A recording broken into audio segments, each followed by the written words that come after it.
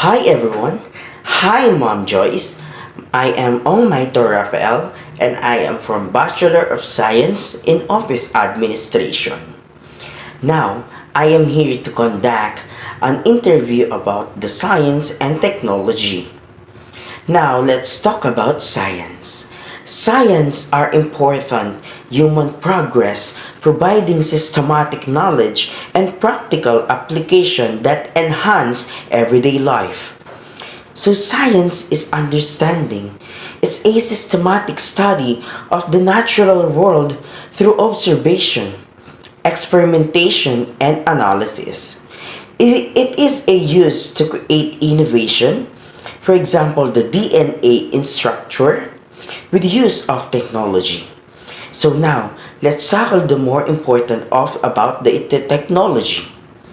Technology is applied understanding, application of scientific knowledge to create tools, machine, and system that solve problems and improve our life.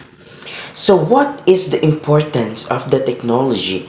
Is the innovation, the engine of the economic growth.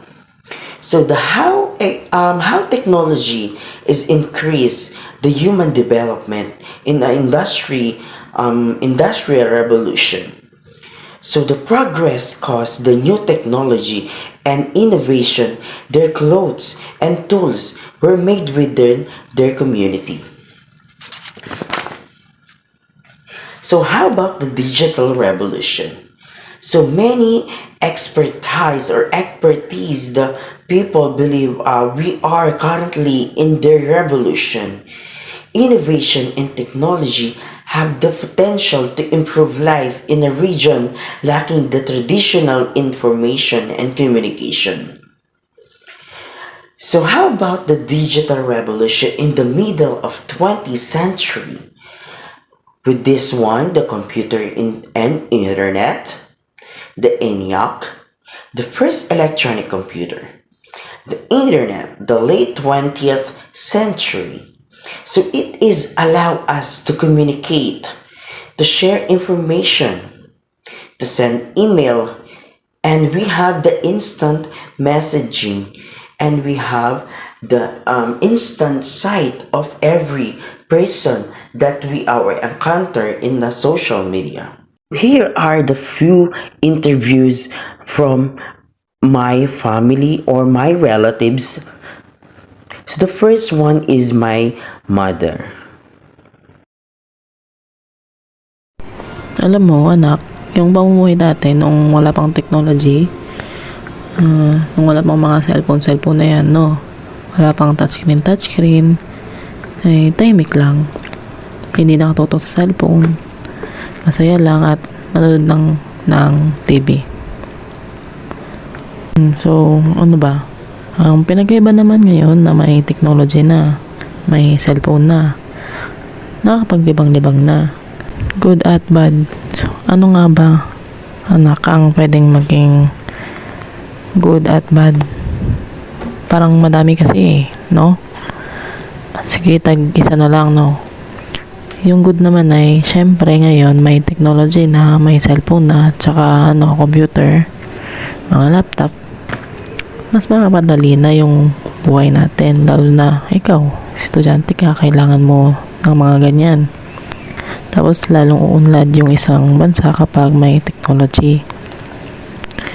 Ang bad naman ay pag napasobra, minsan mahirap nang iwasan. Pag may gagawin ka, tatamarin ka kasi gusto mo puro cellphone na lang.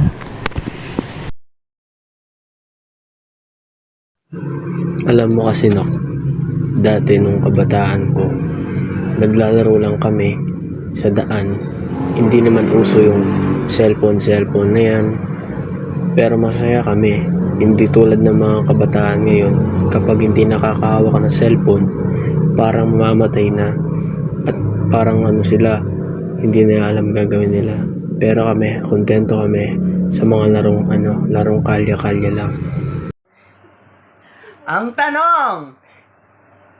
Ano ang buhay mo noong walang teknolohiya or technology na inaimbento ng mga inventors like yung TV na walang ganon, na mga cellphone, internet, source of your communication. Tapos, ano naman ang buhay mo ngayon na meron ng technology, cellphone, TV, internet? Simulan natin sa noon na walang technology. Ay, hindi ko nga alam yun eh. Na walang cellphone, ganon, na walang internet noon. 'Di ba? Noon nabuhay kayo na walang technology, walang cellphone, walang TV, ganon, walang internet. So ano yung buhay noon? Siyempre, yung buhay noon, mahirap.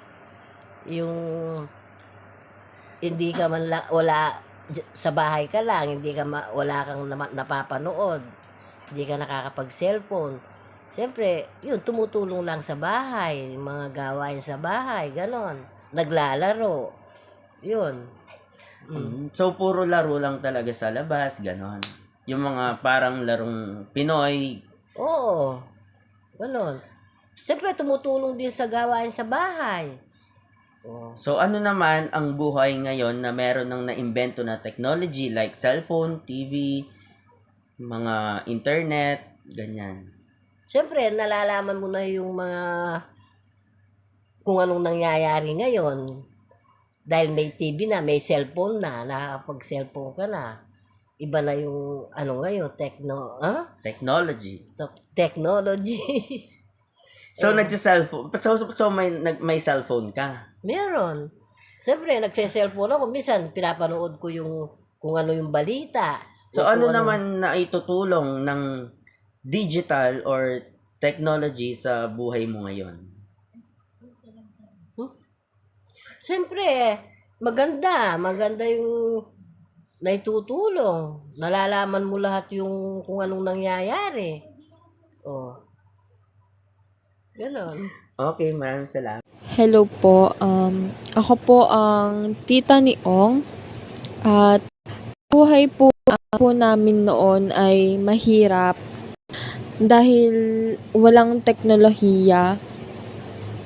Dati, puro lang kami gawaing bahay, uutusan ng mga magulang.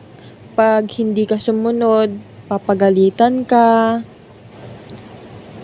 Ang pinagkaiba naman ng buhay namin sa ngayon ay yung mga bata ay puro na lang hawak ng cellphone.